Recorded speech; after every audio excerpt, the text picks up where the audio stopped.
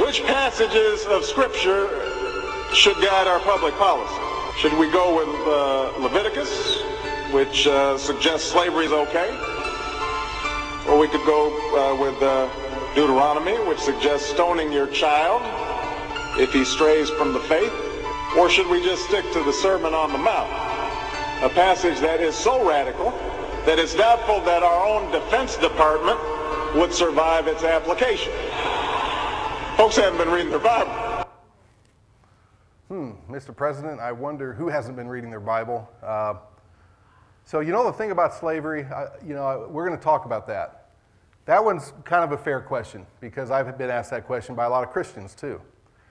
But this thing about stoning your child if he leaves the faith, I think that more sounds like Islam. Okay. There is a Bible passage that he's, yanking that from where it says that if a son curses his parents to put him to death, and even Jesus mentions that one. And, we assume that the son is a young child. Well, the son is referred also to as a drunkard, so there's no evidence in the Bible that says it's a young child. And we can get into this is kind of where we get into maybe theological discussion and debate. I believe it's God's wisdom that if you have somebody who is so cursing against their parents that they're a scourge to society. I mean, it's so uncommon that you see that, but we won't go there. But he's completely wrong to say that you stone your children if they leave the faith. And then his thing about this radical preaching of Jesus that would be, our national defense would really suffer. He's likely referring to turn the other cheek. Well, do you really think the Bible teaches that you become a doormat and you let countries overrun you? So the biggest one, though, that people ask the most about is slavery, so I did want to spend some time on that. So from my Facebook, coincidentally, just here on March 13th, a friend from my fraternity posted this on my Facebook. So we went to college together, and we were friends in our fraternity, and we've gone in different directions. So this is what he wrote. Consult the Bible and you will discover that the creator of the universe clearly expects us to keep slaves. The only real restraint God counsels on the subject of slavery is that we not beat our slaves so severely that we injure their eyes or their teeth. While the abolitionists of the 19th century were morally right, they were on the losing side of a theological argument. Well, let's examine this. First of all, we have to look at the different types of slavery. There's basic servitude, indentured servitude, vassalage, and what that is where a nation conquers another one, and then you sign a treaty of sovereignty, and then chattel slavery. That's the really bad kind.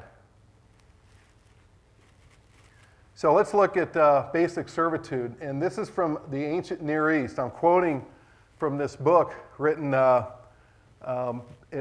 was a work of 22 scholars, and it was, I'm pretty sure, Harvard. Freedom in the ancient Near East was a relative, not an absolute state, as ambiguity of the term for slave in all the region's language illustrates. Slave could be used to refer to subordinate in the social ladder. Thus, the subjects of a king were called as slaves, even though they were free citizens. The king himself, if a vassal, was a slave of his emperor. Kings, emperors, and commoners alike were slaves of the gods. Even a social inferior, when addressing a social superior, referred to himself out of politeness as your slave. So cabinet members for Obama, by this standard, would have been called slaves. So we have to be aware of that. And we know in the Bible we have plenty of examples I could give you. Abraham, Isaac, Jacob, David, Solomon, and other kings regularly called slaves of Yahweh. All the subjects of Israel and Judah are called slaves of their kings, including even wives, sons, and brothers of the latter. Ruth referred to herself as a slave girl.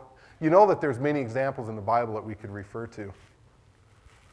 Now let's talk about indentured servitude. This is another type of slavery. Now again, this is from a book on the ancient Near East, the cultures, the nations that surrounded Israel. Sales of wives, children, relatives, or oneself due to financial duress are a recurrent feature of the newsy socioeconomic scene. Poverty was a cause of these agreements. Now, I'm not going to show you all the quotes in the Bible, but you know how God said, don't charge interest to your brother, to your fellow Israelite. Because what was happening in these other countries that is documented in these books is that they were charging huge interest rates, and so people would get themselves into such terrible debt that they would find themselves selling themselves to pay off that debt.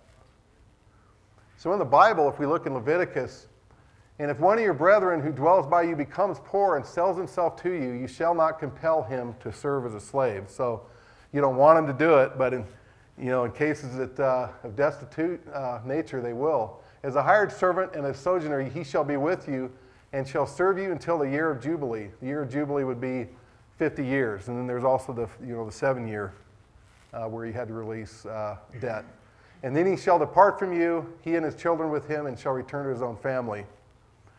Paul noted that he really encouraged people not to be slaves. Were you a slave when you were called? Don't let it trouble you, although if you can gain your freedom, do so.